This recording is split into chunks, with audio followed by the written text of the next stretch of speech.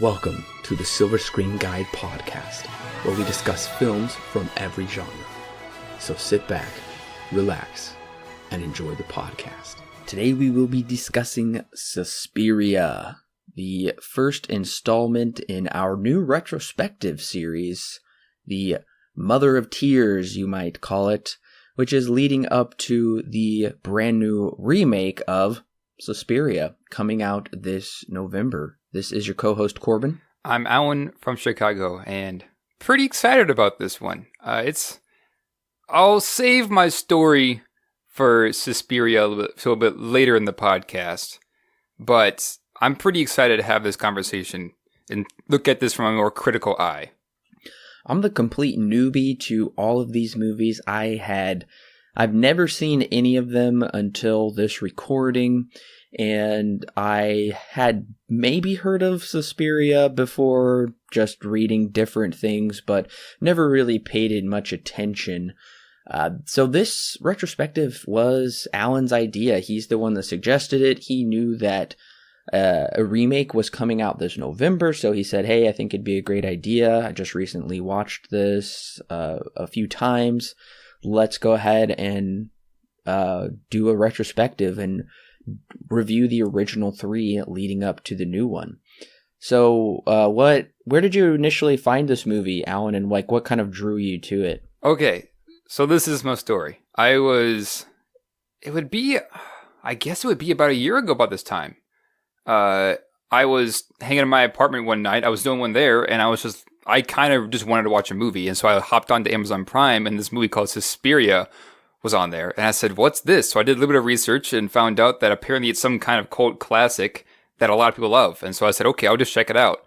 And I remember really, really enjoying it, mostly for its visual style and its music, and I was kind of blown away simply because of that first viewing. And no more than probably a couple of days after it was taken off, and you couldn't even rent it off of Amazon Prime. And they had announced not too long after that they were going to be releasing a Steelbook version, finally a Region A Blu-ray that was a Steelbook and Steelbook packaging in the US.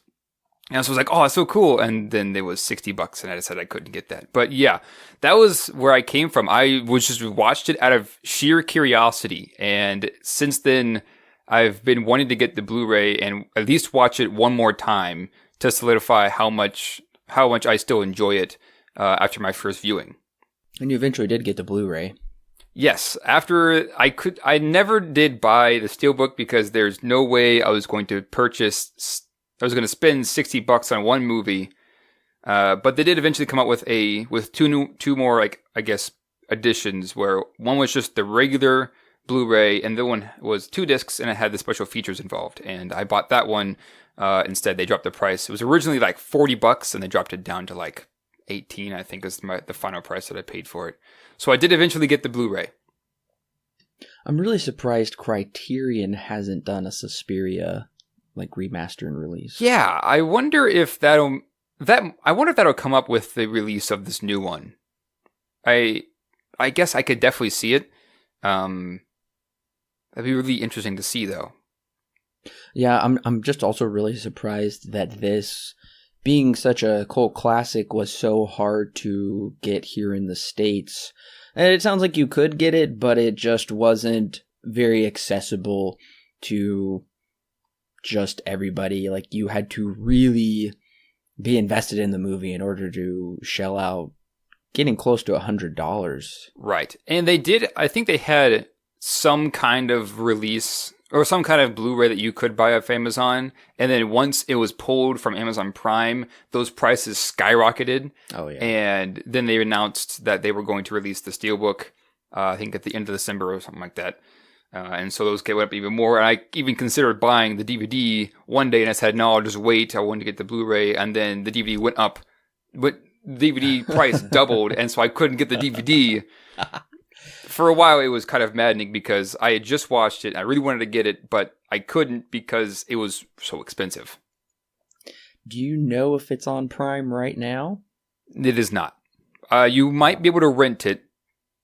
I don't have any confirmation for that, but you cannot. It is not on Amazon Prime to watch for free if you have Prime. I know the sequel Inferno is for sure.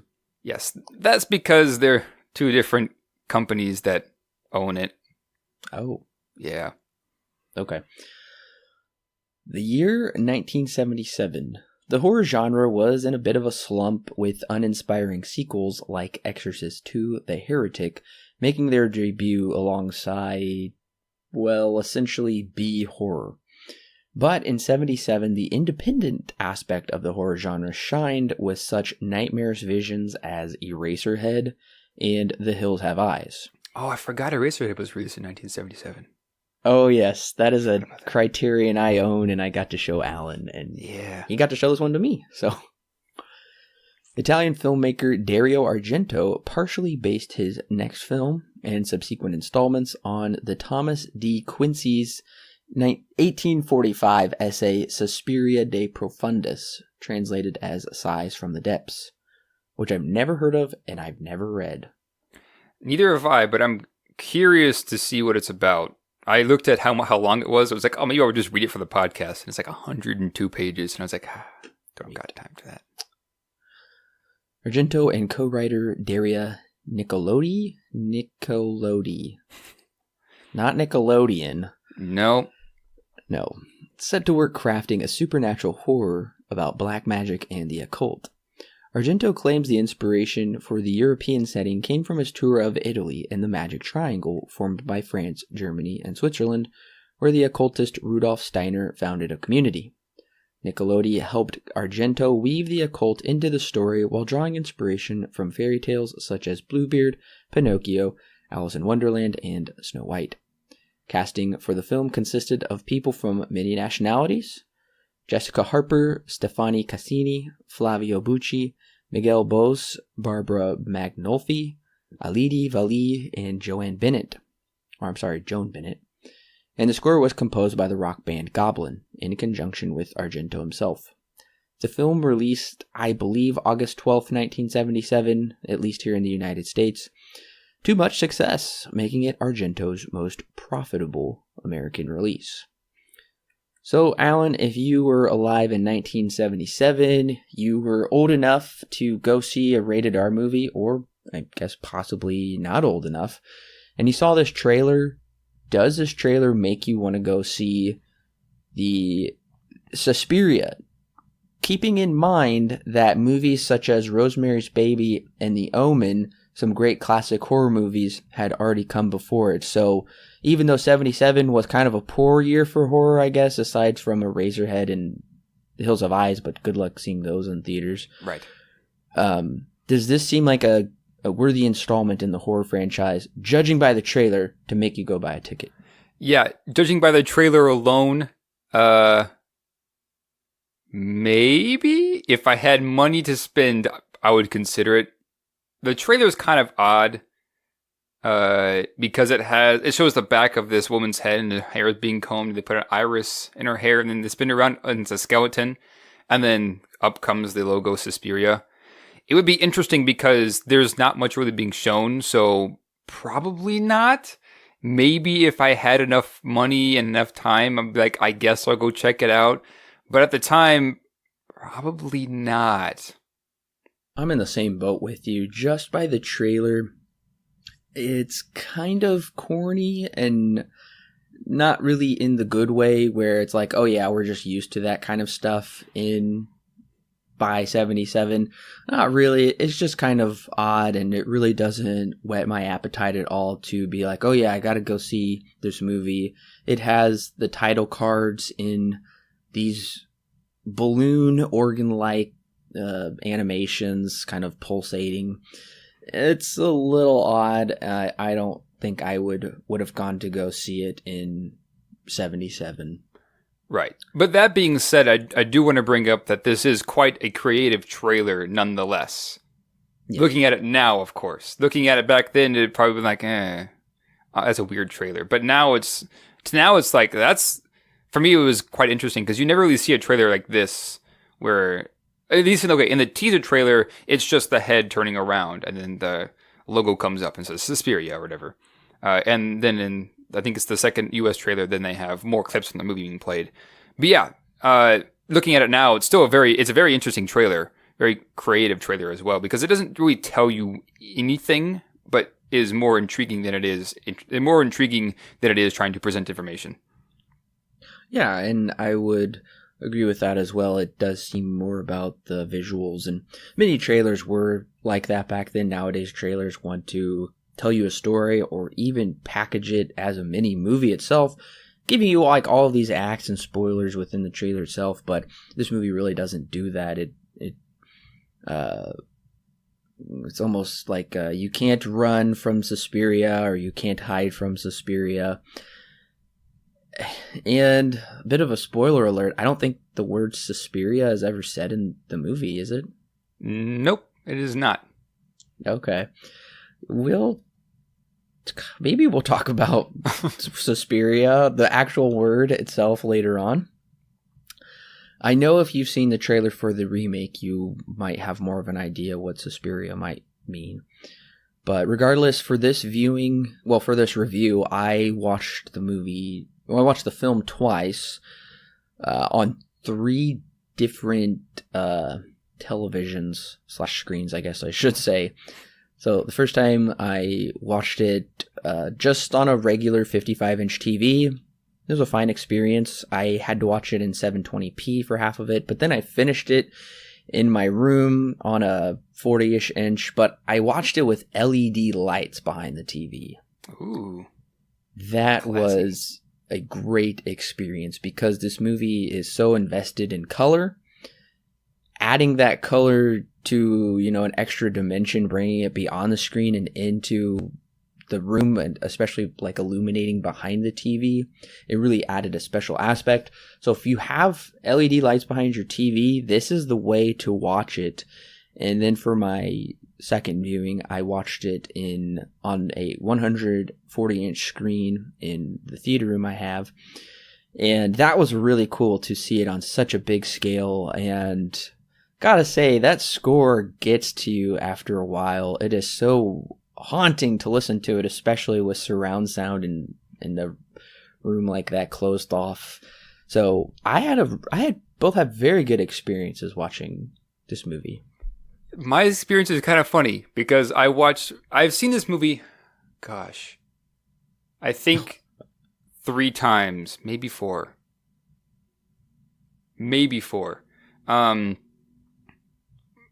At least 2, most of those times were off of my laptop because I have no other way of watching it. Plus, I needed to take notes. And one of those times was spent out in our living room. We have a small projector, which isn't really all that good of a projector. And I showed my cousin this movie. And so I got to watch out there.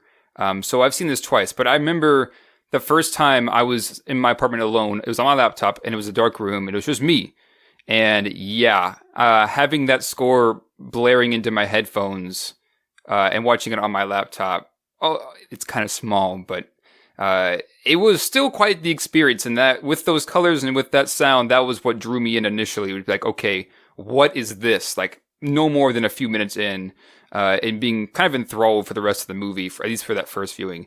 People always talk about, at the very least, their first viewing of the movie being something that's quite special because of how much this movie loves to flaunt its visual style and stuff like that. Yeah, I would agree with that. The visual style was so engaging, so engrossing for the first viewing. And then even on my subsequent viewing, although I knew what to expect, it was still a treat to definitely kind of jump back into that world and kind of get locked into it. Right. But without further ado, we are going to jump into spoilers for Suspiria. So if you have not seen Suspiria and you don't want it to be spoiled for you, then I recommend clicking pause right now, checking your local video store or somewhere online. Hopefully they have it to rent. I know you'll be able to find it somewhere, listeners. Go ahead and watch it and then come back and click play and we'll be ready to talk about Suspiria together. Yeah, and I'm sure it'll come there eventually because the remake is coming out, and I'm sure they're going to be wanting to push this original in some way. Oh, Yeah, no doubt. And fingers crossed that we will get Mother of Tears as well for free. Yes. On Prime or something to watch. That'd be nice. That'd be really nice. Susie Bannion is a late 20-something ballet dancer following in the footsteps of her famous aunt. She travels to Germany to attend the Tanz Dance Academy. There is a horrible maelstrom-like storm the night she arrives, and before she can go in the front door of the academy, a young woman screaming audibly runs out of the front door. With no one to let her in, Susie must find a hotel for the night. We switch to the perspective of the young woman who has fled to a friend's apartment in the city. The young woman, Pat, is terrified of something, and she soon meets that something. A burned-looking arm busts through the bathroom window and pulls Pat through. The mysterious figure stabs Pat multiple times all the way down to her heart, until the murderer finishes her off by tying a cord around her neck and slamming her through the stained glass window on the roof of the building. The falling glass results in the death of Pat's friend. The next morning, Susie enters the dance academy where she meets the head instructor, Miss Tanner, and the vice directress, Madame Blanc. On her way to her first dance class, Susie passes in the hallway a kitchen maid and Madame Blanc's nephew, Albert. They're both giving Susie an odd stare when all of a sudden a bright light flashes, seeming to suspend animation in the room for only a moment. Albert gives Susie a satanic smile. A demonic voice whispers, "Witches," all of which greatly disorient Susie. Susie starts her first dance lesson, but quickly faints due to cranial hemorrhaging. She awakens in a small room, a room she was supposed to originally be in, but due to miscommunication, they hadn't prepared ahead of time. So she decided to live in an apartment with fellow dancer Olga. It appears Susie now has no choice but to live in the dance academy and mostly be on bed rest. Oh, and drink a glass of wine a day to improve her condition. Before she can get to bed, maggots begin falling from the ceiling, causing everyone to move out of their rooms and into the dance hall. Neither Susie nor her newfound friend Sarah can get to sleep. Sarah hears a wicked wheezing snoring, which she tells Susie is the same noise she heard when the directress came to stay late one night. The next day, during dance practice, Miss Tanner abruptly tells the blind pianist, Daniel, to leave and never come back because his seeing eye dog took a chunk out of Albert's arm. That night, Daniel, all alone on the town plaza, is aware of a haunting presence when all of a sudden his dog rips his throat out. In a series that was so dramatic. In a series of short events, Sarah learns she can count the footsteps patrolling the hallway at night that go into the dance academy, but Susie is too conked out to coherently respond. The next day, the two girls go swimming, and Susie informs Sarah she remembers hearing Pat say the words secret and irises. And then that night, Sarah is haunted by the footsteps, but Susie is unconscious to help. Sarah flees, but is murdered in the school. The following morning, Miss Tanner informs Susie that Sarah abruptly left without leaving a note. Susie meets with Sarah's psychiatrist, Frank Mandel, who explains the Tanz Dance Academy was founded a long time ago by Helena Marcos, a supposed witch. Yes, it was a dance academy, but it was mixed with the occult. Frank calls over his colleague, Professor Milius, who explains Marcos, known as the Black Queen, died in a fire at the academy.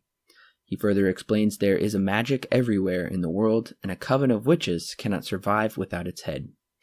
Susie returns to the dance academy to learn Miss Tanner bought tickets for everyone to see a show in town. Recalling from her memory, Sarah said they could count the footsteps. Susie begins counting to find out what's really going on. She makes it to Madame Blanc's room and is stumped, when suddenly she recalls Pat's full sentence that night. The secret, I saw behind the door, 3 irises, turn the blue one. Susie does just that, and a hidden door opens to a secret passage. She finds the instructors, the butler, and Albert engaged in a secret ritual, where she hears Madame Blanc say the American must die and calls upon Helena to give her the power.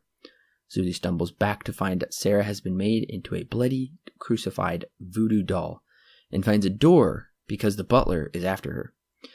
In the room, she encounters the voice of Helena Marcos, who says she can't kill her. To Susie's horror, Sarah stumbles in, the living dead, to murder Susie.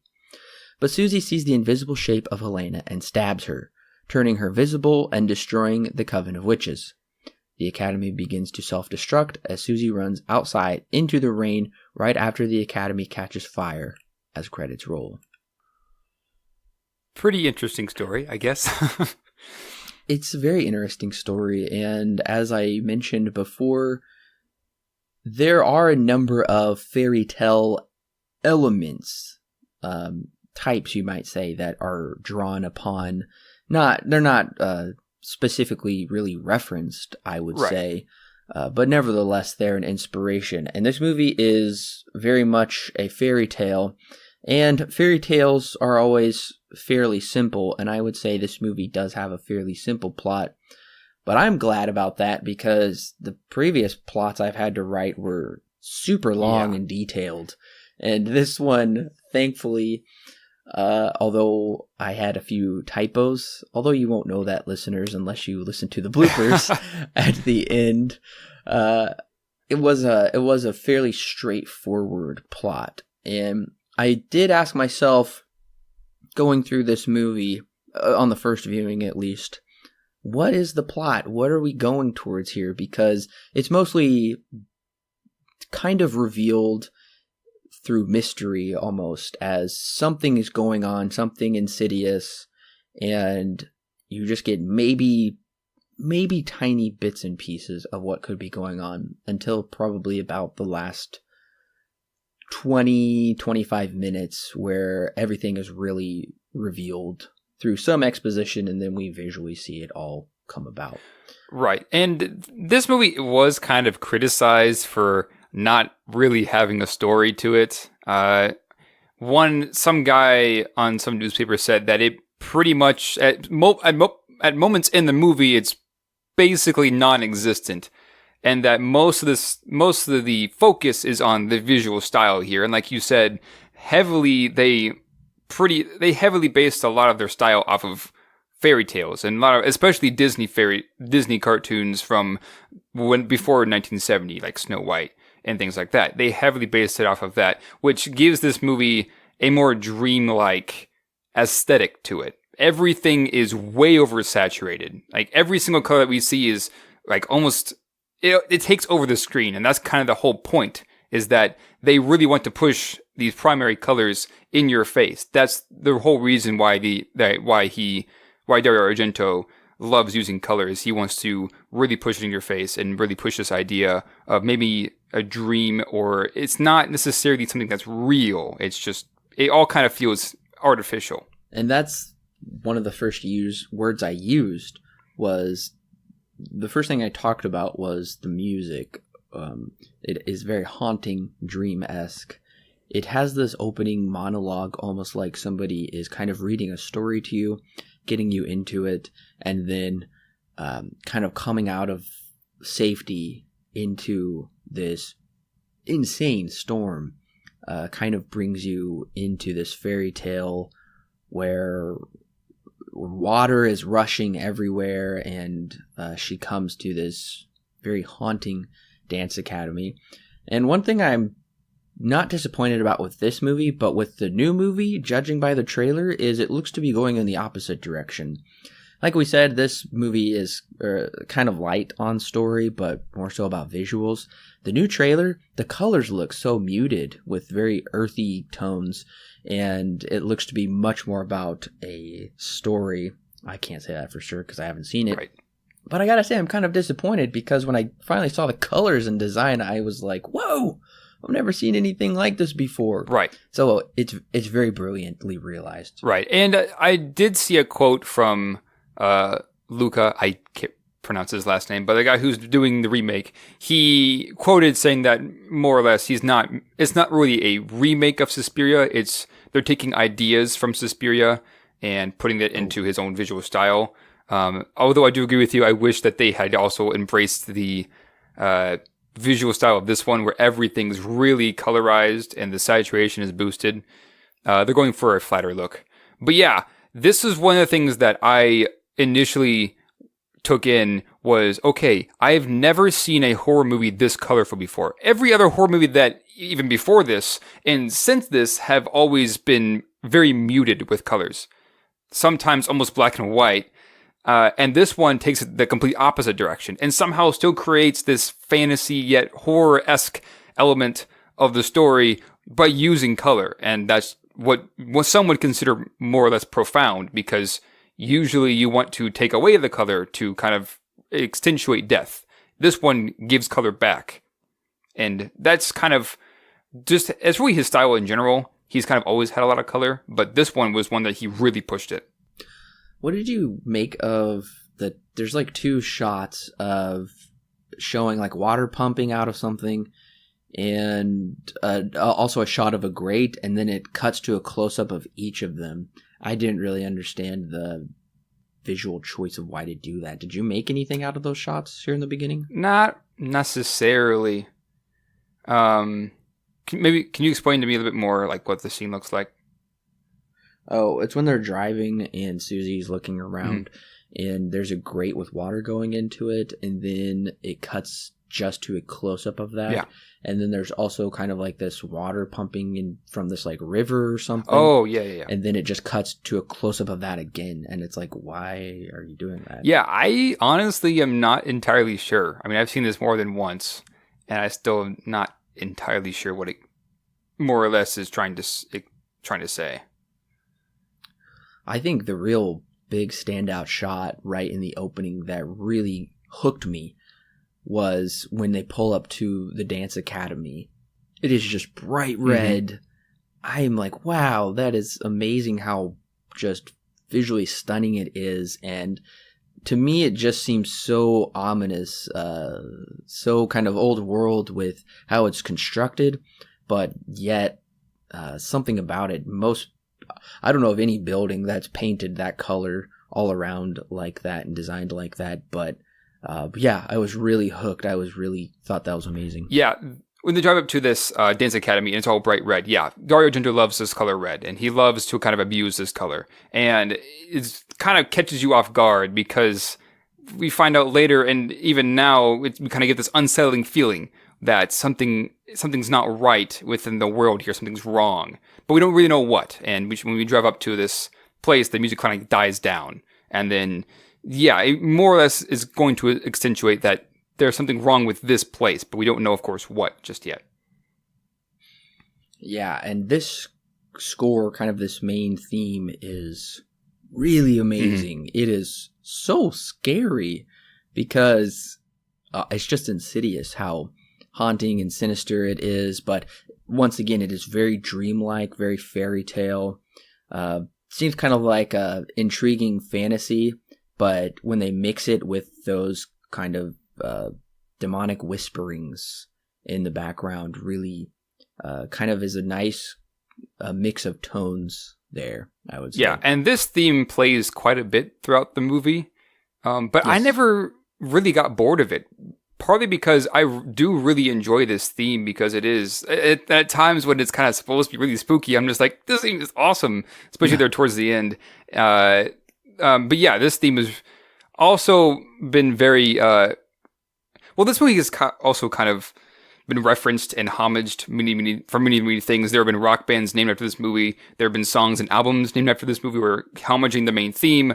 But yeah, this main theme, without it, like you were saying while we were just talking about, it's kind of dreamlike, especially with that, like the tingling in the music box that kind of happens. It kind of gives this idea that it's kind of all a fantasy.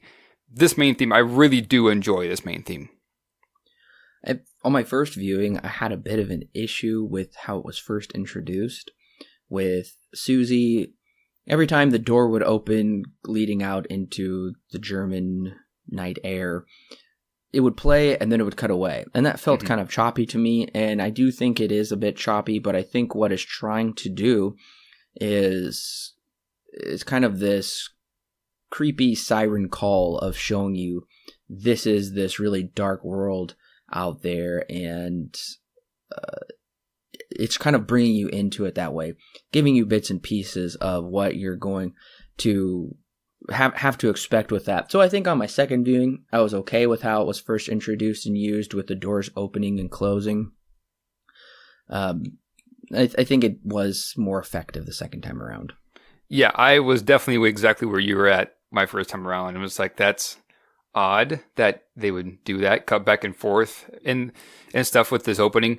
But yeah, that's basically what Dario is going for, is he's making it kind of unsettling, but he's also playing with your expectations as well, because things are just kind of cut off almost out of nowhere, and especially in this opening scene, to kind of craft this uneasiness leading into the opening of this movie. Yeah, after a couple of watches, I'm just like, all right, I understand what he's going for here. He's crafting this uneasiness because of why.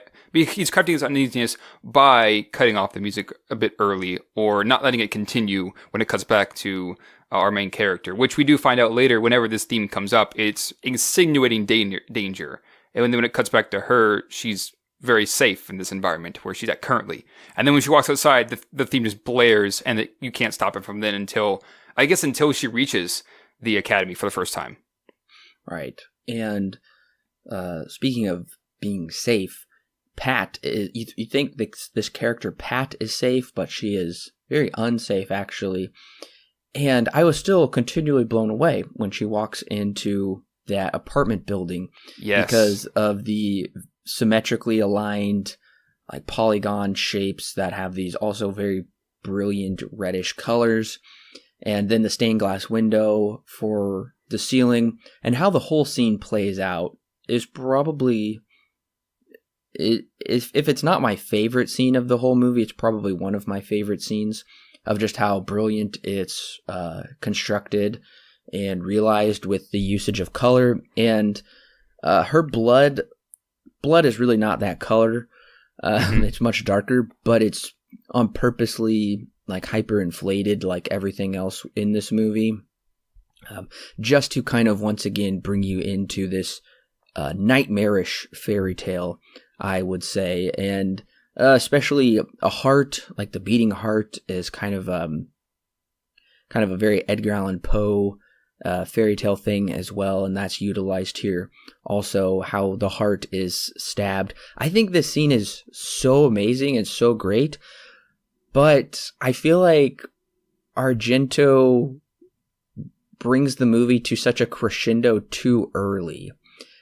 Usually you don't give your best sequence to begin with. You give something that's really good that will bring the audience in, and then save something really over the top for later.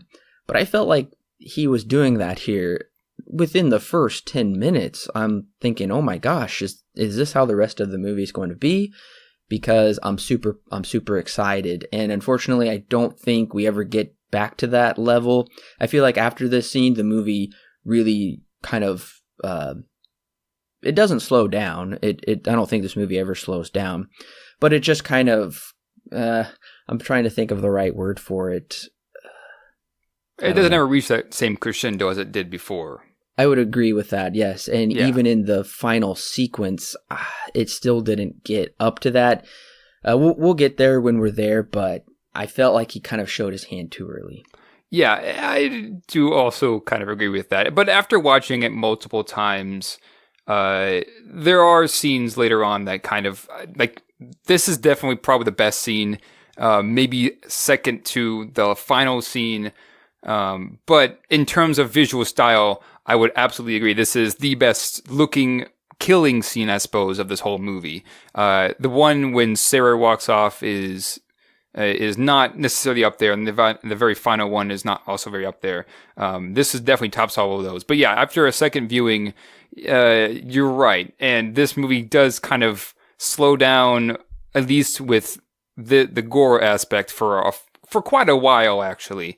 And we get to build this world that is Suspiria the movie. But yeah, this opening scene with the first kill is like almost, it's so incredible because Dario Argento has such an eye for this kind of stuff. And just that shot of when Pat is basically hung off of, and she crashes through the stained glass window, and she's like feet from the ground.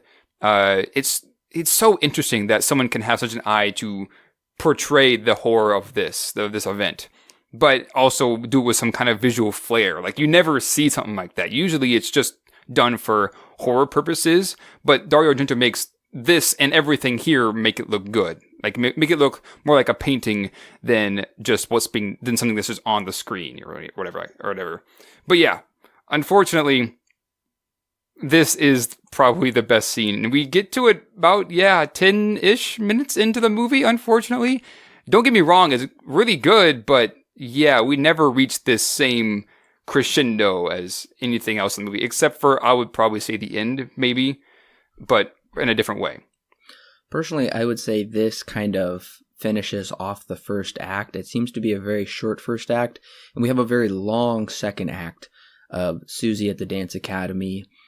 Some mysterious things are kind of going on, and then the third act is very short, just like the first act as well. I don't know, do you agree with that kind of act structure, the way I see it? Yeah, he does has a very interesting way of portraying a narrative here. Yes. I would probably agree that this is in the basic 3-act structure, but it's also kind of wonky, so some could see it as not really being in the 3-act structure, but yeah, I would say that it does pretty much follow it. This is once Pat dies, that's the end of the first act. Once everyone leaves for the I guess it's the performance, that'd be the end of the second act. Yeah. Once Susie does finally get to the dance academy the next morning, I'm invested in what's going on, and I think these characters she is meeting are fairly interesting. Miss Tanner is so imposing and frightening, just with her demeanor. Her facial expressions are just, oh man, I would do whatever she said. I don't want to deal with her. Right. And we've got... If anything's more scary than the rest of this movie, it's probably her. That is very true. She is so scary. And we've got Albert, the nephew of Madame Blanc. He's just this weird dressed little boy with a weird haircut and his gray suit and his knee highs and blonde bowl cut. I don't know what he's doing there. It's like, she said that's her nephew, but she seems kind of old to have a nephew that young. And we also have a very creepy butler. I don't remember his name. They say he's very ugly, and they say he can't understand English or German. I don't know what they're supposed to be speaking, but he makes a face when she said he's very ugly, and that leads me to believe he knows more than they believe or more than he's letting on. I will say the one thing that is kind of bugging me a bit is how the audio was mixed, and the ADR just kind of gets to me after a while, because it's like, I can tell some people are speaking English, but I don't think it was recorded very well. Like, the lady who plays Susie Banyan is Jessica Harper. She is an American. Mm-hmm. But sometimes it almost feels like she's not really speaking. I don't know. It's so confusing sometimes. Yeah, basically what happened was during the production, especially I guess during filming, people would talk in their native language. Some of them that weren't primarily speaking English. Olga is a big example where her lines are pretty clearly dubbed. So when they went back in, they dubbed over those lines. Well, of course, the mouth moves differently in different languages, obviously. So there's that problem that we had to deal with. But yeah, the dubbing is at times not great, and there are times when the words just totally don't match what they're saying. This also kind of goes with this dreamlike fantasy where things are just kind of too perfect. But that is an issue, a filmmaking issue, not necessarily something that is, I guess, for the story, at least not to such an extent that it would impact it if it was good or not. Yeah, but I gotta tell you, some of those line readings are so bland. Yeah. Especially from Jessica Harper, where... that's why I'm like, is she really saying this? And she actually is. But everybody... Miss Tanner is not bland. I like Miss Tanner. Has a lot of facial expression, a lot of inflection to her voice. She really does bring that on-screen presence. But everybody else is just... oh man, I tried to talk like they did, like not move my lips very much and still speak. I don't know how they do it. I understand some of it's ADR, but Oh, the other thing is, I think that's, I put in my notes, the luggage boy looks like an anemic Ashton Kutcher. Yep. It's not very nice, but that's what it came to me at first. Yep. I guess it's a good point to bring up the male aspect of this movie. There isn't much, and the main male actors that are here, they pointed out this out in the special features. They're all kind of missing something. One of them can't talk. One of them's a boy, and then the other one blind. Yeah, blind. And of course, we also have the teenage guy. But some even say that he was gay, but nowhere in the movie does it ever actually bring that up. But I guess the better way of putting it is he's lost for love, because at one point Susie does tries to flirt with him, and then she's criticized for doing so, and then nothing ever comes of that. Right. Well, the male presence. It's interesting that they bring this up too, because this is very much a female-centered movie. Oh, yes. Especially later on when Daniel dies, we do get that. That brings up to the forefront. That is a very good point to bring up. Is the males in this movie, aside from the psychiatrist and the professor at the very end, the other males are mostly servants, or possibly even being controlled by some supernatural force. And yeah, they're all, I don't know, I hadn't thought about that until you brought it up, but nevertheless, they're all under the control and dominion of these women, and I don't know why they really wanted it that way, but yeah, the men are given the shaft, but I do like how this does have a female hero. Yeah. That is, although she is afraid, she still is courageous and faces those fears and does what's necessary. So I found that to be, I really liked that aspect of the movie. Yeah, and I wouldn't say that this movie is like trying to bring down men in any way. No. That's not like the point or anything. Because we do, and unlike one of the Halloween movies that we've reviewed, this one does have positive male characters. I would say that all of them have a positive role in some way. They're, like I just said, the main ones are just kind of missing something. But yeah, moving on to Susie. Yeah, she's definitely a strong-willed person, and I guess she would be considered the virgin in this story. Like most horror movies around this time have to deal with the virgin overcoming some kind of temptation. Usually it's sex, but this one doesn't really deal with that. This one's a bit different. Yeah, I would say that like virginal aspect didn't come into play until just 3 years later with Halloween. Yeah. At the time we had Rosemary's Baby, The Omen, Eraserhead. Those are probably the most prominent horror films. And okay, so I will say how this movie handles the deaths of different people made me very much think of The Omen. Because in The Omen, the first death is a hanging, and the first death in this is a hanging. And then sparse throughout the movie are deaths by the evil entity. And I also saw the vampire movie Lost Boys drew a lot from this, because you never see this flying evil presence around, but it just does come and attacks the people. I'll also say that I feel a lot of inspiration was taken from Rosemary's Baby, because this movie deals with witches. Rosemary's Baby deals with witches. We know something is going on. Rosemary is controlled, not really controlled, but she is made sick by the tannis root around her neck and in something she drinks. Susie kind of comes to find out that what she's drinking and the food is possibly keeping her ill. I didn't even realize that until my second viewing. I think a lot of these story elements where it's like, oh, okay, the food is maybe doing it, or oh, maybe that was the cause of it. I don't think that's very explained very much. That's something you kind of have to just figure out on your own.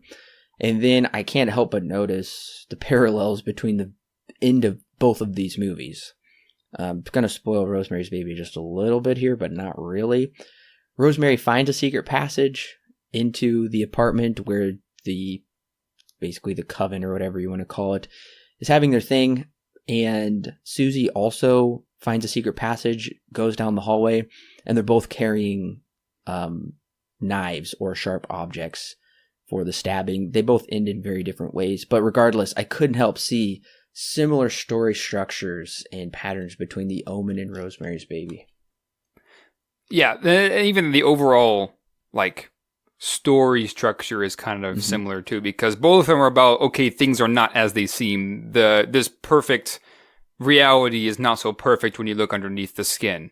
That's kind of what they both end up talking about. And yeah, there are definitely some similarities between this and Rosemary's Baby, but there are also plenty of similarities with this movie and quite a number of horror movies that come after it, because they have taken elements off of this one, off of Suspiria, and worked it in, as well as many movies in the past have done. Yeah. This is, of course, nothing new. We see this all the time, where horror movies will homage or take an idea, or really any movie in general, take an idea from an older movie that did it so well and implement that into their movie as well. I really did find the scene to be very brilliant, where we get the theme, and Susie's walking down the hallway, and she's staring at the kitchen maid and Albert, and they're giving her this horrifying glare. I don't know what the maid is holding. She's like shining or polishing it, and it flashes, and all of a sudden everything becomes really bright, and it's like you can even see the dust in the air, and it just kind of all freezes for a minute, and you hear the word witches, and Albert gives this really scary smile, which I didn't notice until my second watch. And then as soon as that light like disappears and everything returns to normal, like his smile is gone. And I thought that was crazy. And that did kind of help keep me interested in figuring out what is going on here. And I'm shocked when she starts bleeding from her nose and her mouth. And then the doctor is like, oh yeah, no big deal. And they're like forcing water. Brain hemorrhage. Yeah, they're just forcing water down her gullet. Like, this will heal you. It's like, I'm like, yeah, she's dead. You can't. Yeah, it's kind of funny because I've seen this movie up until this point about 4-ish times, and when I never noticed Albert smiling when she held, and I guess it would be considered a knife because she does work in the kitchen. We'll find this out later. That's what I'm guessing it is. But I never did see Albert smile until I was watching the special features, and they pointed it out. I was like, oh, how come I didn't see that? And yeah, it does really add to the scene to kind of show that something's happening. There's definitely something happening at this point, but we just don't know what. I mean, the music seems to insinuate witches, but that's as far as we really know. I wonder why they chose to have this rotten food and rotten worms. I think it just goes to show that there is something rotten, like literally something rotten going on in the academy. Right. And Susie has bathroom issues. I mean, first it's these worms or grubs. The second time it's a bat. That's true. Both I didn't think about that. Always happens in the bathroom. Yeah, and I would even... This is the part of the movie where I would think that, not my first viewing, but like second and subsequent viewings, I'm like, okay, how much of this was planned by, I guess, the staff of the academy here? Oh, yes. How much of this is accidental, and how much of this was made up just for the sake of doing something or keeping control over this academy? Because at one moment we find out, the food example. Like they say that, the guy who brought the food, the people who ordered the food they brought it late and it was already spoiled when it got here. And then there's a ton of maggots on it, like all just kind of show up at one time, not like slowly leaking through the ceiling. And then, so they all have to sleep out in, I guess, the foyer of this place. And so that, and then many other things in this movie, they just kind of feel like, okay, they say one thing, but it feels as if it was made to be that way. This is an artificial situation, not something that, accidentally happened. I agree. It does seem to insinuate that, it just so happens that there's all this rotten food and there's maggots. They do try and pass it off as a coincidence, but it does seem like something that's planned. But I guess my only issue with that is, what do they hope to gain from it? They all put them together in the dance room and they throw up curtains, and we get this, like, they shut off the lights, and then there's like an insane red light behind them. Yeah. And also in the attic scene, I'm pretty sure Argento just put a blue filter over the camera lens when filming. But so I don't know. I feel like this is a way for Susie and Sarah to get together, and we get this really creepy wheezing that should wake everybody up from supposedly the directress. And this just seems like an opportunity for Susie and Sarah to talk about this mysterious directress, which honestly, on my first viewing, I missed the whole conversation. I had to turn on subtitles because with the ADR and whatnot, I feel like it's really hard to understand certain dialogue in this movie. So I definitely recommend watching it with subtitles. But do you see what I'm saying? I just feel like there should have been more consequences if it was actually planned, because the day after, they've got the worms removed and they're back in their rooms. Right. Yeah.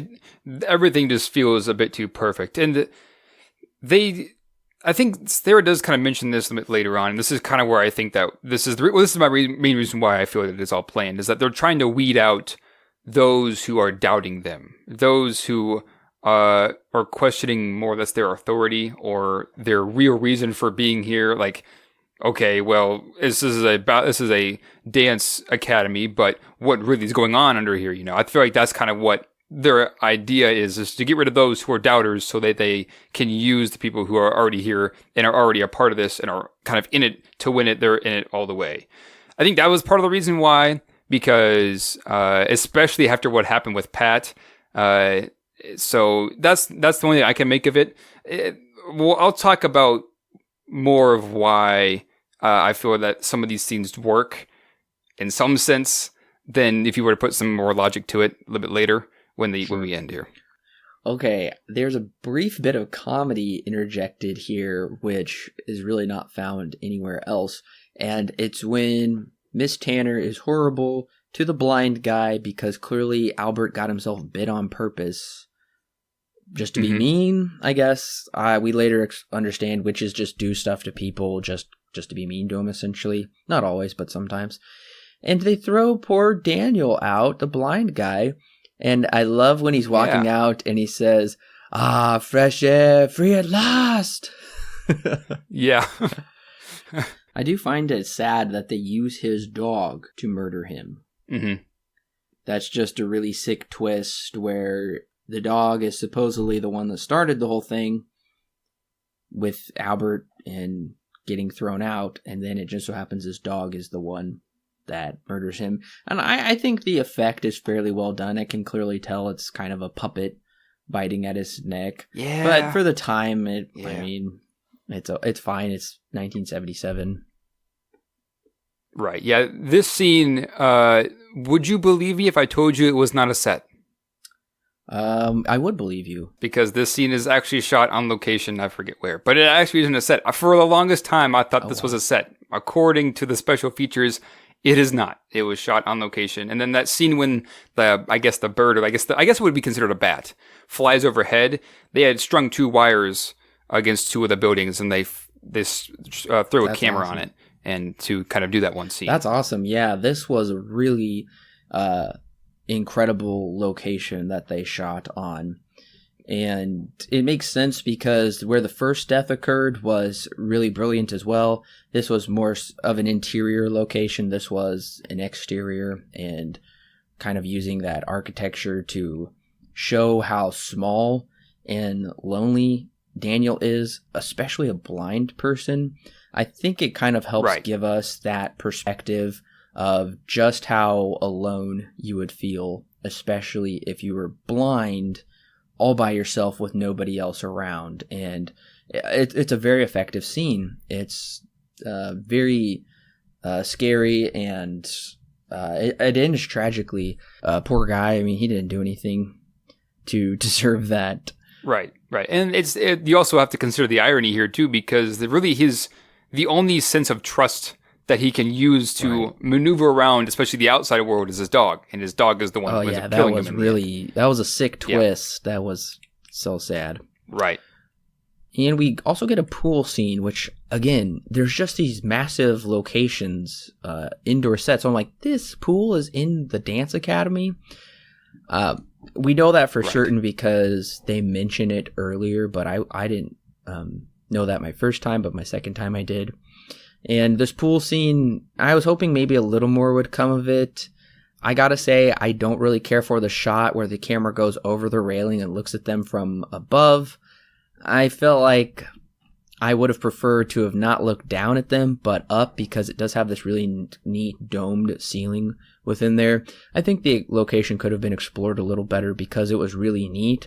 And if that truly was a part of the Dance Academy, then I would have liked more shots of Susie in the hallways, but maybe make the hallways, 10 times bigger.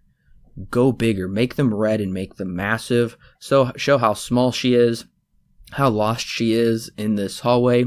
There is a shot that I'm thinking of, just for your comparison to go and look at, is in Alfred Hitchcock's movie Torn Curtain, when Paul Newman is being chased through a museum, and it kind of shows the scale of how small he is in this museum, walking around and trying to flee. I wish Argento could have done that. Now, maybe they did have budgetary restraints on how big they could build, but we do get these same hallways repeatedly that I just wish they would have switched it up, because they go big and then they go small. See, I would actually, I would disagree with you on this. Because there are a lot of shots that kind of like to linger, especially this one where it kind of goes over the railing. It gives this sense that they're just constantly being watched by something, but we never really understand what that something is. Even towards the end, we kind of get the idea. But that being said, and this kind of being a nightmare, as I've explained a little bit earlier, having this place just not make any sense gives more of an illusion that it's kind of a dream. Although for continuity's sake, it does kind of break down some of that. But it makes it just, in my own opinion, it makes it a bit more spookier, having not knowing where we're at in this building hardly any of the time, unless it's down that main hallway or in the big foyer. Every other scene, either here or there or in the rooms, feels like I'm just lost somewhere in this building. It is so tight. How could we be lost? Yeah, I do understand that. I also think maybe just to give the visual style a little more, what if some of the hallways were maybe a little more crooked? Mm-hmm. I think that might work as well. Also, I did have a bit of an issue a little later on when one of the main hallways has this wood paneling. That just didn't feel like... That's the dance hall, I think. No, not the dance hall. It was an actual hallway. Oh, okay, yeah. Just a hallway that had wood paneling. And I don't know, from a building that old, I felt like it wouldn't have wood paneling like that. But maybe they renovated and put it back in there. I just think, although I do love the design choices of the red hallways and stained glass windows and things like that, I feel like there's just a slight inconsistency with quality, going from this magnificent building from the exterior to the interior of that apartment building, this neat pool scene, neat outdoor scenes. And then I just think some of these hallway scenes kind of work, but I was hoping for something a little more visually over the top with the design. Right. I can understand that. Well, okay. And then, of course, her friend Sarah does die. And I couldn't understand why Susie was so drowsy and knocked out on my first viewing. I'm like, Susie, nobody's that tired. Like, when somebody wakes you up, it's not just like you're going to black out, like, once again. Okay, but then on the second viewing, correct me if I'm wrong, but is it the thing they're feeding her? Yes. It's to keep her it's to keep her from going outside, more or less. It's to keep her inside this place so they can more or less influence her to just go along with everything else. Okay. Do we ever understand why this coven of witches has a dance academy for these young women? Do they really enjoy teaching them how to dance, or what do they get out of just murdering them? From what the exposition scene says, basically for money, as far as I'm aware. This exposition scene, although it does give a lot and probably a bit too much for one scene of information, the only thing that I took out of it that really impacted the story, aside from the fact that everyone's a witch, is that they do this more for monetary value. They get money from doing things because the money is a big thing here. You need to pay $50 a week to stay someplace. Some girl wants money for her shoes to borrow them, things like that. There's money kind of flying all over the place in here, and I'm sure that they end up getting that kind of stuff. The leaders, I guess, of this academy. But yeah, so they want my guess is they're wanting to influence them into like their kind of, I guess, way of doing things here. And that way they can also end up getting money. That's at least the goal, apparently. Yeah, I think you're right. He makes that pretty clear. Their goal is to achieve great personal wealth, but that is only achieved by injuring others. We don't ever really see what they do with that wealth, but anyways. Right. Perhaps it's like money is the root of all evil or something like that. That might be a bit of a stretch. Probably. So I gotta say, I'm pretty surprised because this type of exposition scene is usually at the halfway mark of most horror movies, where the character, and this is even that way in just storytelling in general, where the protagonist comes to a revelation of what possibly might be going on. They learn about this stuff. How are they going to deal with it? But Argento chooses to put this, and I put down the timestamp. This is only 23 minutes left of the movie. And a very odd placement, especially for this scene that basically gives everything away. It does, and I'm really surprised because I feel like that's too late to give us this much exposition and then to deal with it in a less than 20-minute time span, because we also have to account for credits. So I was disappointed we didn't get more of this earlier, and I felt like we could have done a little bit more with it earlier, possibly. Anyways, the psychiatrist she does go talk to, we actually just reviewed him in the Halloween remake. He was the head of Smith's Grove Sanitarium. Oh, I didn't know that. Yeah. I thought that was cool. I was like, hey, that's the guy. Clearly, in Halloween, he has an accent, so I knew these lines were all overdubbed in this. Right. But I did find it interesting that there's a brief line that says Helena Marcos died in a fire, and what happens in the end, the building catches on fire, so she dies again. Right. Once again, that's more, I guess, a foreshadowing. But yeah, is I guess in the end, she, I guess, technically isn't dead because her skin is all burned and stuff. Oh yeah. But she's not necessarily there, but maybe in some kind of ghosty spirit type thing. But then she is when she's stabbed. Some of this doesn't make any sense.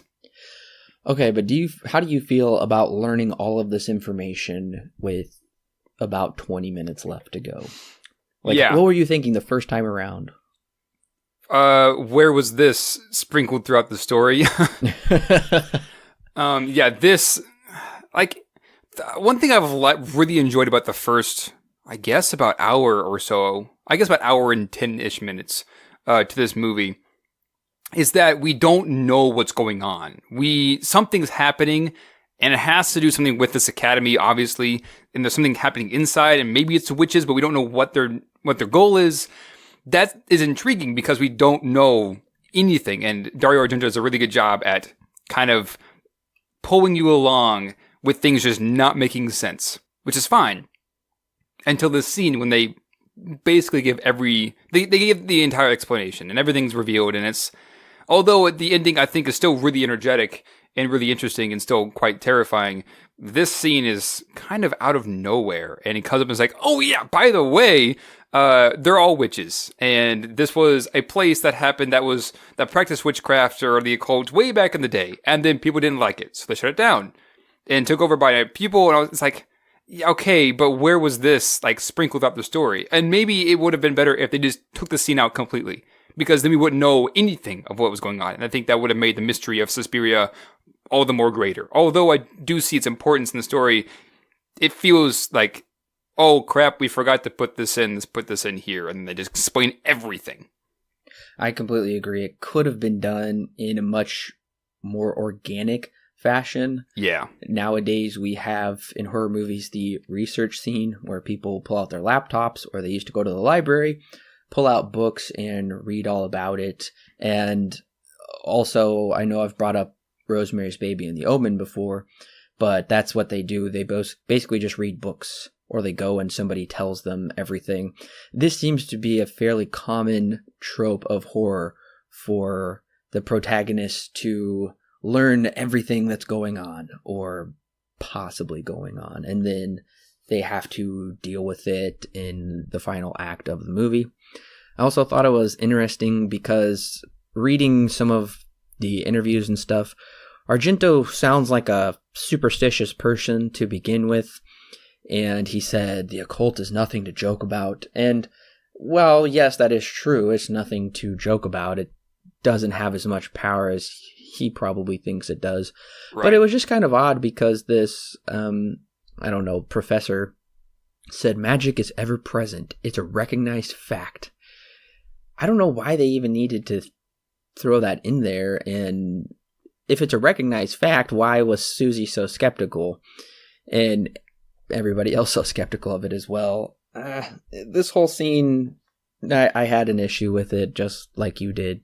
Yeah, it's weird, and it kind of contrasts everything else in the movie because everything else is so dreamlike and really fantastical that you really wouldn't even believe that if they're witches, it doesn't really matter. It's all kind of a dream anyways. Right. This scene is just like, oh no, they're totally real. And it's like, well, interesting.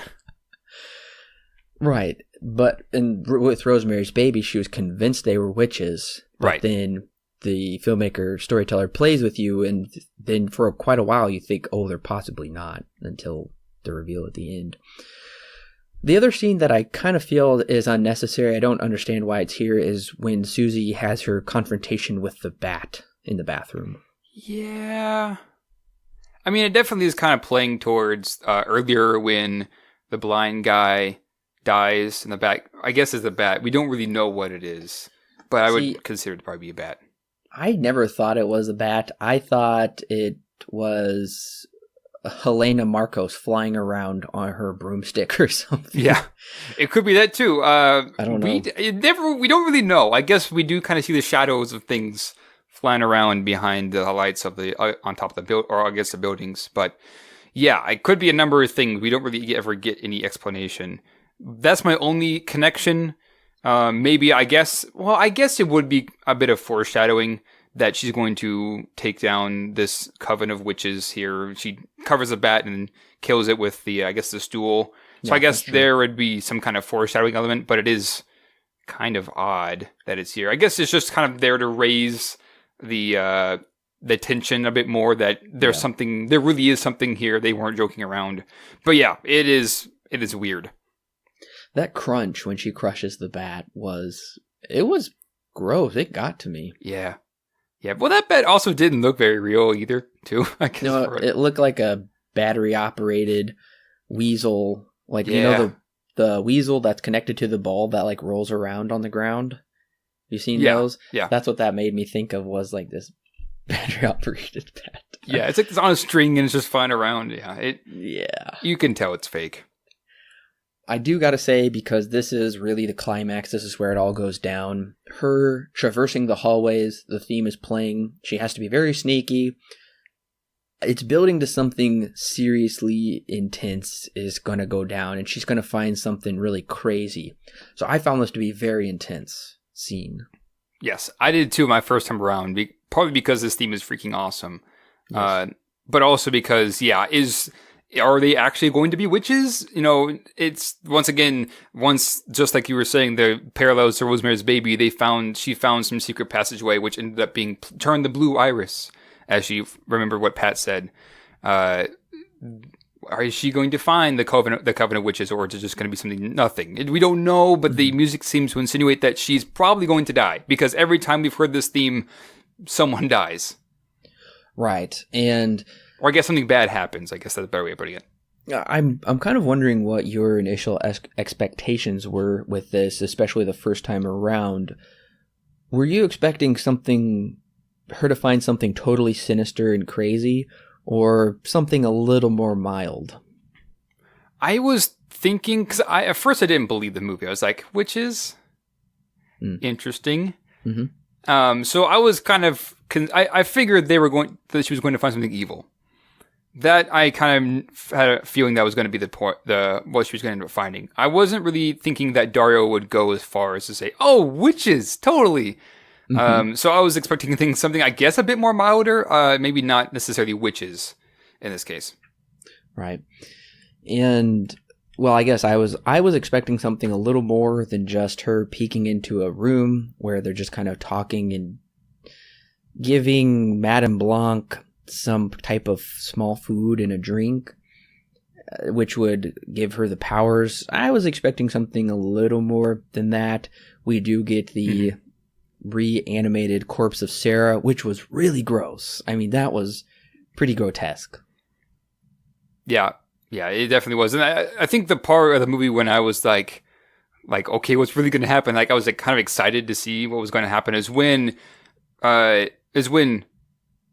Susie pulls behind the curtain, and then we see the full body shot of Sarah, pins to her eyes, and things like that. Yeah. The scene, the music is just like, at this point, it's just blaring. It's really the only thing that's happening at this point in the movie. But yeah, it turns out Helena Marcos is there, and you hear the labored breathing, just like you heard earlier, which means that Helena Marcos was in the room with them when they were all sleeping together. Which makes it even scarier to think about that when you think back on it. Yeah, this scene when Sarah comes out, it's pretty chilling. I also was surprised to see that, I mean, I kind of had a feeling Albert was playing some role, but to see him a part of their little ceremony, and especially the butler, I was really surprised he was in on it as well. And it was like everybody in charge there had some capacity that they were being paid as staff, knew about it. And I also believe those kitchen maids were in on it as well. Yeah, that wouldn't surprise me one bit. Yeah, and like you mentioned, the music, I put the music in, is so sinister. The one thing that I think is kind of poorly done is Madame Blanc's line delivery. Yeah. That's kind of cheesy. I was a little surprised where, I don't know why they hate the American. It's like they have hated her from day one. They just said, she must die, die, die. Yeah, death. Yeah. Yeah, that, like, I really do enjoy Madame Blanc's character up until this point, but here he's kind of cheesy. But the reason why they're wanting to kill her is because they find out, oh, she now knows too much. She knows too much, which is per typical to basically everything that's happened beforehand. Is if they know too much or they question them, then they're basically dead. What did you think of the Helena Marcos demon voice? Interesting. Really, her death in general was just always kind of interesting. Like, who would come up with when the lightning flashes, then the outline of her body also lights up, and then that gives Susie the notion to stab her in the neck. It's kind of odd, but yeah, her voice is also kind of weird, but also kind of spooky at the same time, because it feels like she has it feels like she's really aged a lot. To me, it sounded just like the voice from The Exorcist. Yeah, I can definitely see that. And honestly, I found this demonic voice a little silly. I don't think it's as scary as they think it is. Maybe in 77 it was, but I just found it a little silly how the voice is like, you want to kill Elena Marcos, huh? Think you can kill me? Yeah. You've wanted to kill me, but you can't. It's kind of like always taunting her. Yeah, it was constant taunting. And so on my first viewing, I thought, okay, Susie's going to die. These witches are going to defeat her, and they're going to be all powerful, and evil is going to win. I was going to be against the movie. I was going to say, no, thank you. This kind of just ruined the whole movie for me. But bam, right when Susie stabs her in the neck, I was like, okay, it completely redeemed it for me. I thought, okay, this is great. It does show that Susie has the power to destroy evil. Although, I guess this is a good enough time to talk about it. I think they could have made this a little bit better. Is if they're going to bring up all of a sudden this spiritual aspect of the witches, then the only way to defeat the head witch is by doing something. But instead they don't give her anything to go off of. Whereas this has always been a common trope in horror movies is in order to defeat the Wolfman, you have to have the silver bullet. In order to stop the Antichrist, you need the daggers of whatever. There's always some special spiritual object to defeat the evil spiritual forces. But in this, it does seem to have more of this humanistic salvation where Susie is just able to use a common sharp object to stop the witch. To me, that kind of took the wind out of the sails a little bit and deflated the power behind all of it. I just wish Argento would have, if he's going to go this far with the supernatural aspect, then bring in another supernatural element to combat it. Right. And I would kind of agree with you here is that this ending just kind of feels a bit too easy. Like, it was a challenge for her to get up until this point, and she's very strong-willed for doing so. But once she reaches Helena Marcos, that's basically it. All she has to do is stab her in the neck. And that's it. Whereas before, you had some kind of obstacle in the way. Whereas like with the Omen, you need to get the 5 daggers and things like that. This ending is a bit too easy. I do enjoy the fact that this girl who was, I guess Susie's in almost every scene, aside from a couple, she's dressed either in white or she has some kind of white garment on her. I think there's only a couple of scenes where that isn't true. So with her dress being more of a tan, it goes to show that she's come so far and now she has to finish it off, But a bit too easy for this movie.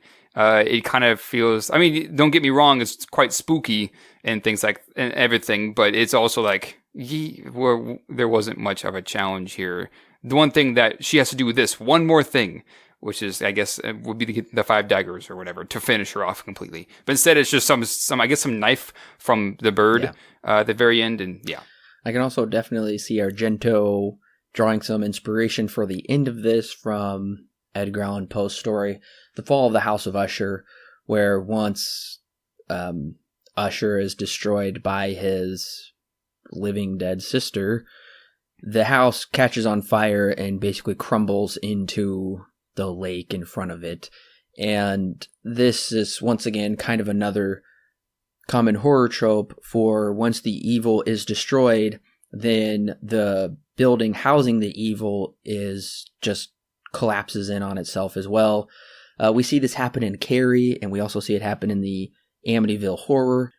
This is kind of typical to a lot of movies, even newer ones like The Conjuring and stuff like that. They all have to do with the house shaking or tearing apart and stuff like that. Nothing new here, but it is just quite interesting because you get to see this entire building that's really been played up until this point, I guess, just fall apart. Like the dream is gone, the dream is ending, things like that. Or I guess in Inception terms, the dream is collapsing. And then once Susie walks out of the building, fire bursts through the window, and then she walks off with rain pouring down on her as, I guess, a signification of rebirth or things like that. This is nothing new. She walks off, and the movie just ends. Like, that's it. Yeah, I was... kind of an abrupt ending. Yeah, an extremely abrupt ending, I guess. But, yeah. I don't know if there's really much else to go from here, but the way the credits are introduced is very quick. Yeah, I was really surprised. Susie walks away laughing and gives a weird laugh and a smile and pulls her hair back and walks off. And it's over. Goodness. Don't like the ending music though. Yeah, it's not terrible, but I wish they would have played the main theme over again. But I guess that kind of would have I kind of would have gone against because that always signifies danger in the movie, but who knows? I would have liked the opening. I guess bringing a more modern example, the music from this felt kind of reminiscent to that main theme in Get Out. Not technically how they sounded completely, but just kind of the same vibe and feeling it gave you with the kind of whispering and creepy voices. And yeah, in the end of Get Out, that music is played again. And you're right, they should have played it again. They've done it enough. We didn't need this funny rock music on their synthesizer and whatnot. I don't know. Right. Well, here's something actually quite interesting is that John Carpenter based the theme of Halloween off of this theme. Really? Yes, because he watched it and he was quite impressed by the opening theme because it is kind of minimalist to a certain extent, and so he really liked that. So he took especially like the music box portion of the theme. He took that and incorporated some of those ideas into the Halloween theme that he made later after actually. Well, I can definitely see that. That's really neat that he did that, and this is a very memorable theme. Halloween is a memorable theme. The Exorcist has a memorable theme as well. I will say this theme is better than The Exorcist. I would agree with that. Yeah. That might be controversial for quite a number of people, but I would agree with that. Oh, yeah, definitely. So, Alan, what is your rating and recommendation for Suspiria? Suspiria, to me, is more of a nightmare. There's a number of things, and putting the dream theory onto really anything is always just a bad idea, but there are some that I feel that it actually works. Now, it doesn't give an excuse for everything, but I think that does explain quite a number of things, because this movie, let's be honest, has a very interesting way of telling its narrative. I feel like this is more of a nightmare, because things just kind of don't make much sense. There are narrative elements that come out that are like, why would they do that? But at the same time, it all gives this uneasy feeling of what's going to happen next. We don't know what's happening up until about the last 20 minutes when things finally are revealed. That being said, there are a number of issues that we've kind of promptly pointed out. But I think what makes this movie more memorable in my mind is because when you go in thinking that it's all kind of made up as you go along, or I guess it's already, things are already like planned to happen because of the witches and things like that. It makes this movie much more interesting because you get to see how Madame Blanc or how Mrs. Tanner, more or less emotionally and abuse our main character at some point, especially at multiple points in the movie. It kind of feels like, okay, maybe this is all planned, but there never really is any kind of answer given to that. But then going along with that same dream theory, it really reminds me too of Mulholland Drive, because the first, I guess it'd be about 2 hours are basically a dream. And then the last 20 minutes, everything is revealed to be true, and then it all kind of falls apart. At least if I was to compare this movie to anything, it would probably be those first 2 hours of Mulholland Drive, where everything is just too perfect. It's just too perfect to be real. And with all these colors and the production value and the visual style, makes Suspiria something quite special, and I don't think anything has ever been able to replicate it since. That being said, there still are a number of issues. The exposition scene is there, which comes out of nowhere, and some of the things just really should make more sense than they actually do. That being said, Suspiria is quite a fun movie to watch, albeit with little substance. It's more style over substance than anything else. With that being said, I'm going to give this a 7 out of 10, with a pretty mild recommend. It's one that I would say is very important, but one that not everyone probably is going to understand very much. That's funny you said Mulholland Drive, because I put in my notes, Mulholland Drive. Yeah, I wonder if I wouldn't doubt if it took some ideas off of this. Oh, I'm sure, and it's funny because David Lynch's first film, Eraserhead, came out the exact same year. Right. I guess the part of Mulholland Drive I thought of most was the part when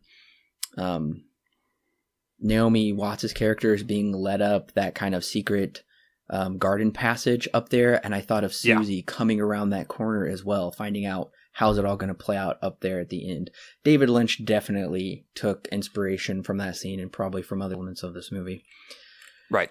But yeah, Suspiria was a really crazy watch, especially my first time around. I didn't know what to expect. I didn't know anything about the plot. I had seen the trailer for the new movie, but that didn't tell me anything concerning this movie. So I was really engaged with the usage of color and light in this movie.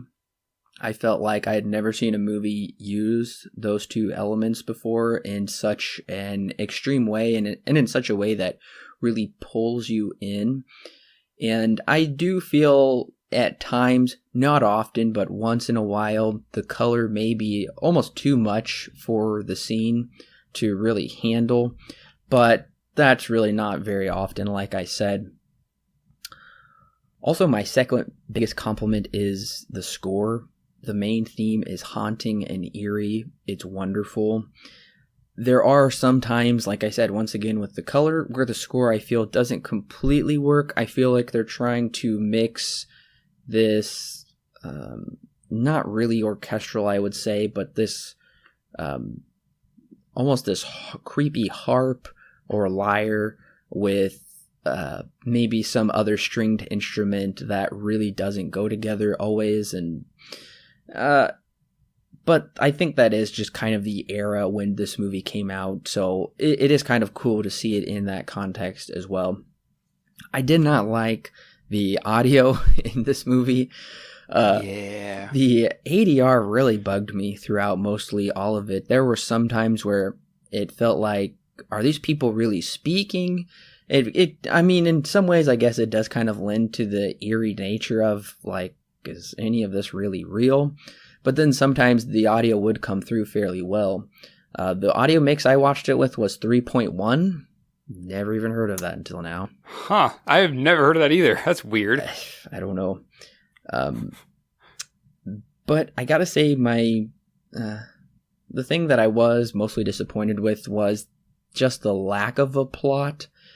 And it's like Alan said, it's mostly style over substance. You watch Suspiria not for the substance and what's going on with the characters and plot, but to be drawn into this down the rabbit hole Alice in Wonderland, Snow White-like fairy tale that is very horrifying and haunting. But deciding to stretch that to about an hour and a half, does that work? Yes and no. Sometimes it does work, I would say, for certain parts of the movie, but then I almost felt like it was a bit of an excuse that Argento and his co-writer, they could have written a lot more into this. They could have made this movie a lot longer and given a little more meat to it, and I wish there was a little more meat to this movie. I do feel the final exposition that we get 20 minutes in was just teased or possibly not teased for far too long throughout the movie, giving us that in the last less than 20 minutes. I don't understand why they really made that choice. This film did give me flashes of Rosemary's Baby meets The Omen meets The Exorcist, but it still has its own unique flavor that does set it apart from those, even if certain plot elements are fairly similar. I was glad to see that the cult was not triumphant in the end, that it was Susie who was able to defeat them, although, like I said, they could have done more to flesh it out and not just gave it this almost kind of random, like, oh, I'll just grab this spike from this thing that I broke and stabbed her. I wish that was kind of an easy cop-out. I wish they could have done more with that. To me, it seemed like the fact that she defeats evil almost by chance, by her own power, to me it shows the storyteller's belief in this humanistic salvation. And I felt that to be an unsatisfying resolve to the conflict. I was kind of disappointed, but it didn't tank the movie for me.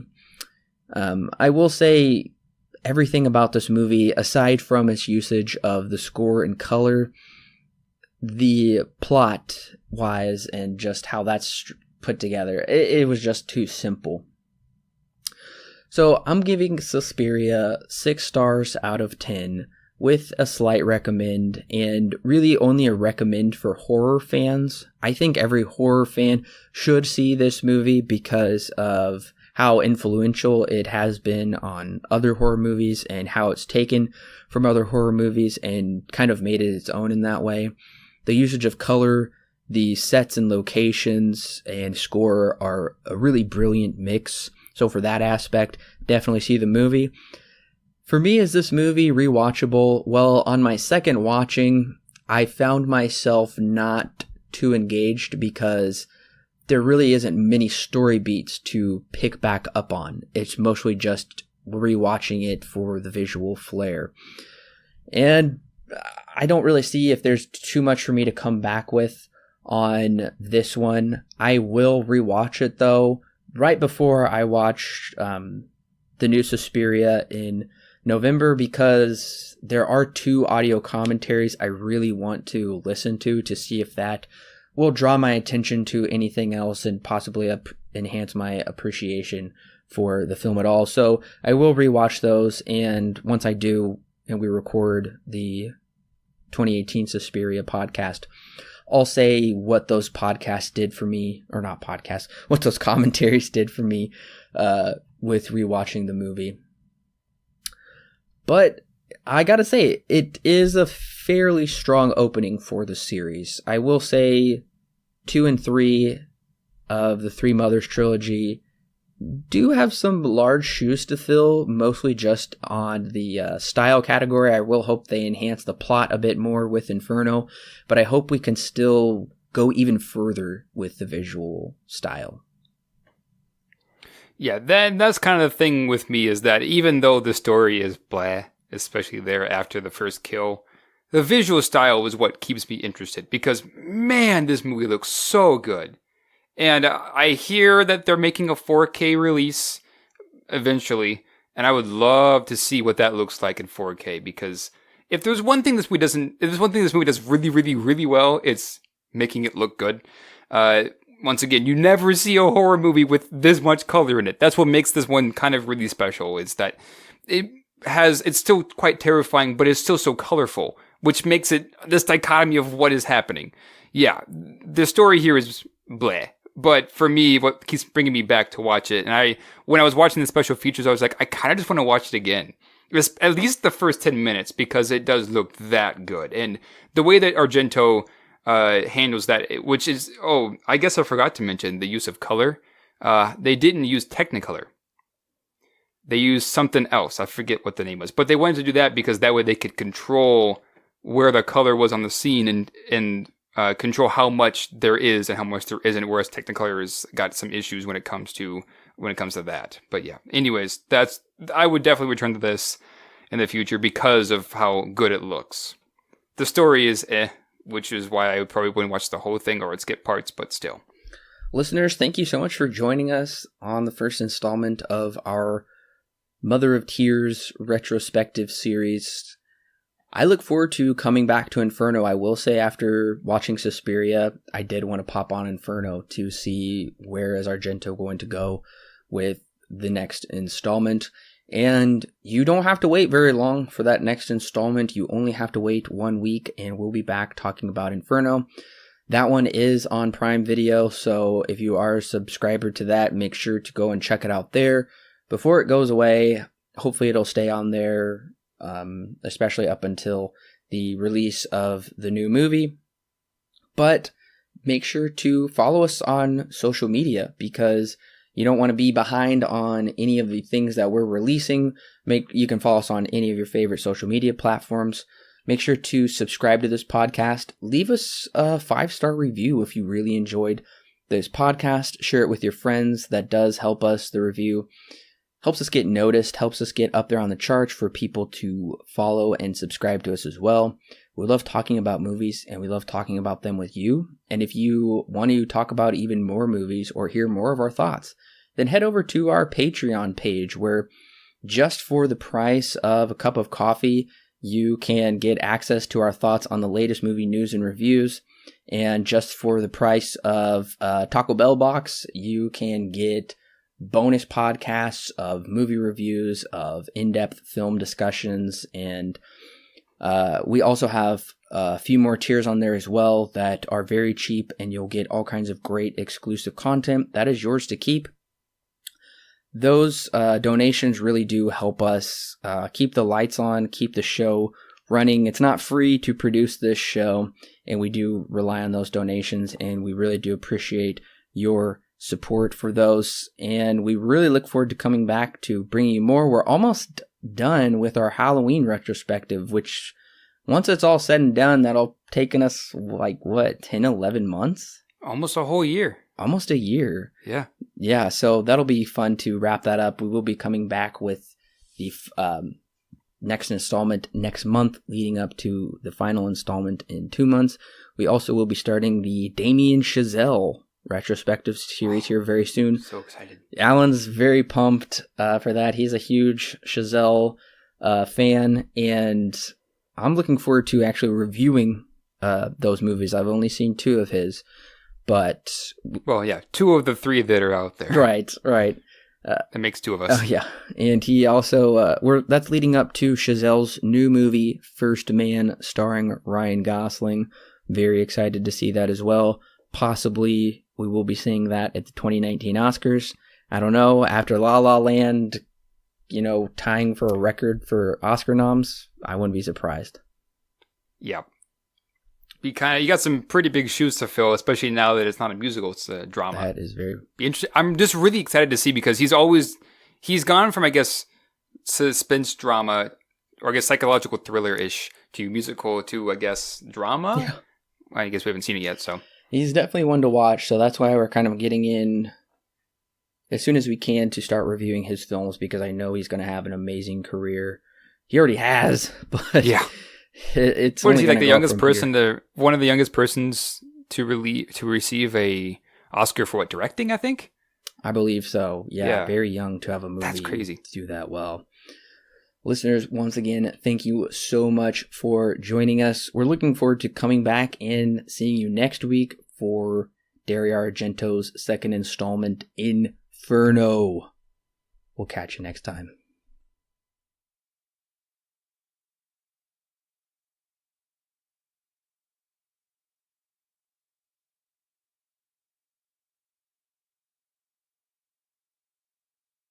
I keep saying Pat. Nope, that's Sarah. I messed up halfway through and kept writing.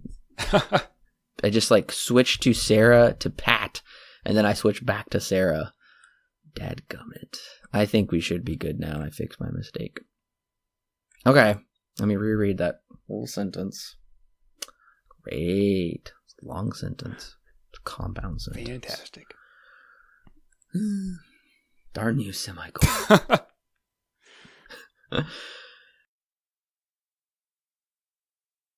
The next day, the two go swimming, and Susie informs Sarah she remembers hearing Sarah say the words,